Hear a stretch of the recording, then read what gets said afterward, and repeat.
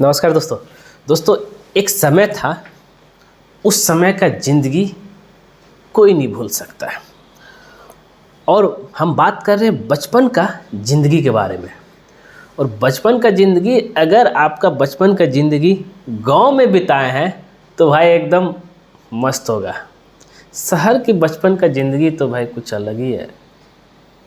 जितना मज़ा आपको गांव की ज़िंदगी में आएगा उतना शहर में नहीं आएगा। तो दोस्तों, मैं गांव में पला बड़ा, गांव से पढ़ाई किया, फिर आगे बढ़ा। आज जो है हम आपको अपना इस पॉडकास्ट का पार्ट 2 है, जिसमें हम अपना बचपन की ज़िंदगी के बारे में आपको बताएंगे। मतलब क्लास 8 तक जो है, मतलब बचपन से लेकर क्लास 8 तक मेरा कैसा ज़िंदगी रहा, मैंने क्या क्या किया।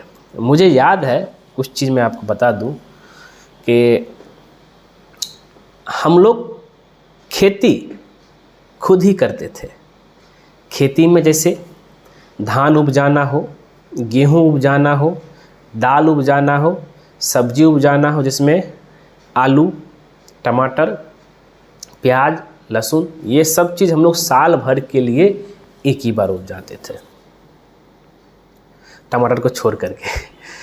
तो ये सब मोमेंट जब भी कभी याद आता है तो बहुत मिस करता हूँ कि आज तो मौका मिलता नहीं है गांव उतना जाने का।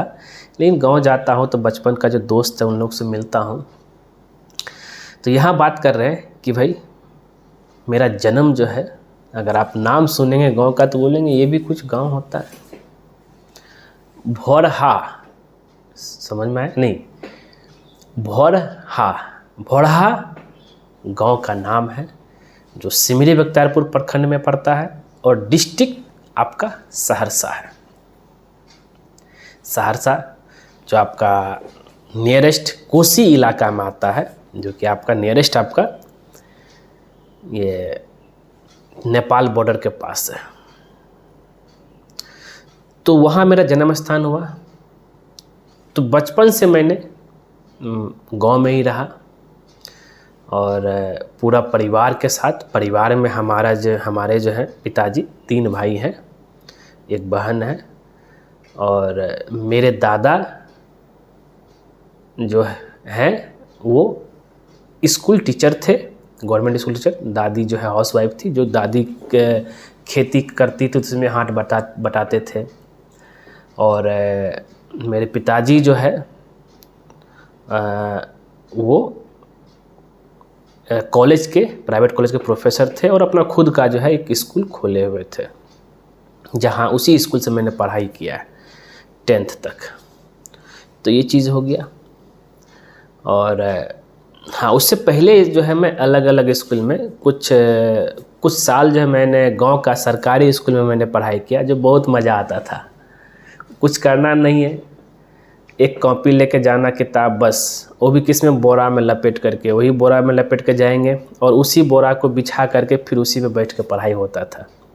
बहुत मज़ा आता था, क्योंकि उस समय तो गांव सब के स्कूल में बेंच डेस्क होता नहीं था, तो बोरे के ऊपर जो है पढ़ाई करते थे।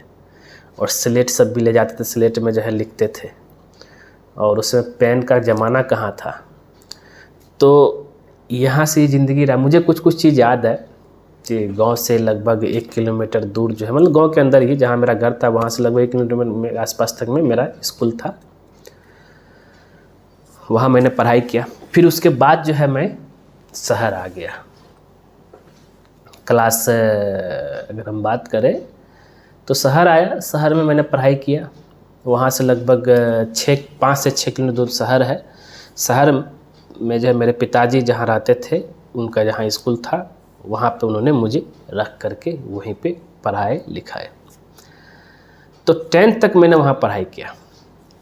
और हाँ, साथ ही गांव की और चीज़ है क्या कि जब हम लोग खेती करते थे, खेती करने का भी कुछ रूल होता है कि धान की अगर उपजाने की बात करें, धान का सबसे पहले बीज जो है एक अलग जगह उपजाया जाता है। फिर उसको जब बारिश के समय में जो है, जब बारिश होती है तो उसको एक अलग सा खेत में जो है उसको बोया जाता है। तो वो सब मैंने बोया है। मेरी दादी जो है धान का बीज उखाड़ के देती थी, हम लेके जाते थे, उसको हम जो है आराम से बोते थे। एक ये हो गया। फिर गेहूं का भी जो है खेती होता, तो गेहूं की खेती में कोई दिक्कत नहीं था, और उसको लेकिन उसका सिंचाई भी जो है हम लोग करते थे, सिंचाई बोरवेल के मदद से करते थे। लेकिन जब बात करें हम आलू, प्याज, लहसुन और जो सब्जी सब उगाने के लिए खेती, उसका हम लोग जो हैंडपम्प की मदद से ही करते थे भाई, उसमें अलग से पैसा ना लगे। तो हैंडपम्प चला चला के पानी भर भर के उसका सिंचाई करते थे। और कहीं जाना भी होता था तो उस समय तो भाई किसी के पास अगर साइकिल हो गया तो बहुत बड़ा चीज़ था, नहीं तो लोग पैदल ही जाता था।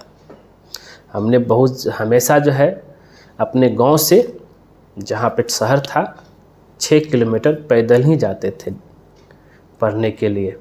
फिर वहाँ कुछ दिन रहने भी लगे, लेकिन हर एक सैटरडे को हम लोग आ जाते थे गांव खेत में हाथ बटाने के लिए।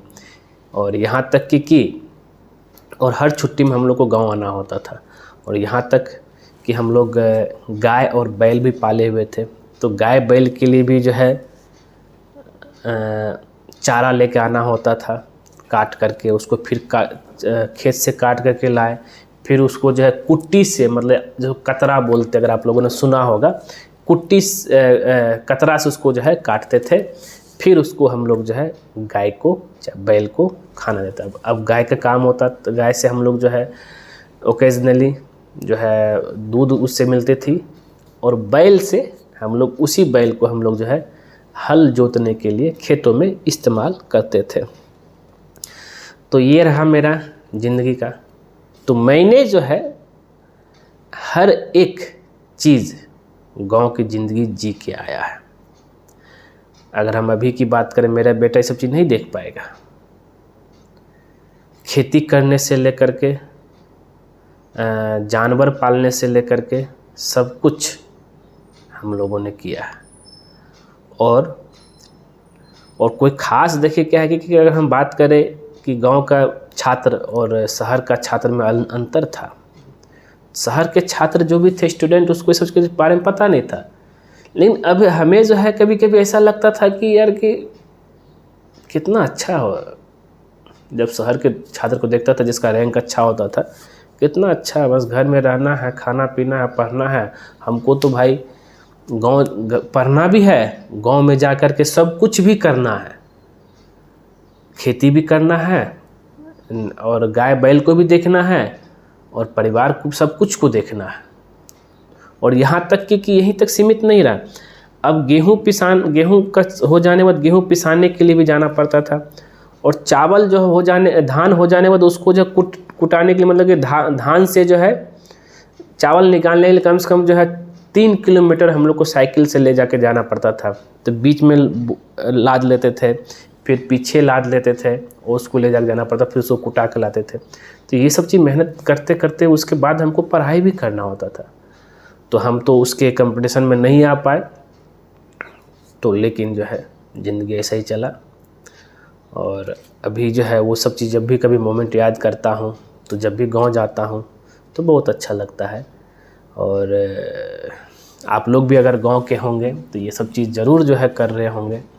और कैसा लगा मेरा ये बचपन की ज़िंदगी।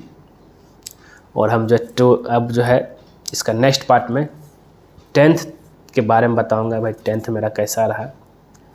और अगर मैंने अपने परिवार की बात करूं तो मैं भी जो है, हम लोग 3 भाई, एक बहन है, और हम लोगों ने जो है एजुकेशन में ही जो है आगे बढ़े हैं, और अभी भी आगे जाने का और भी बढ़ने का विचार कर रहे हैं।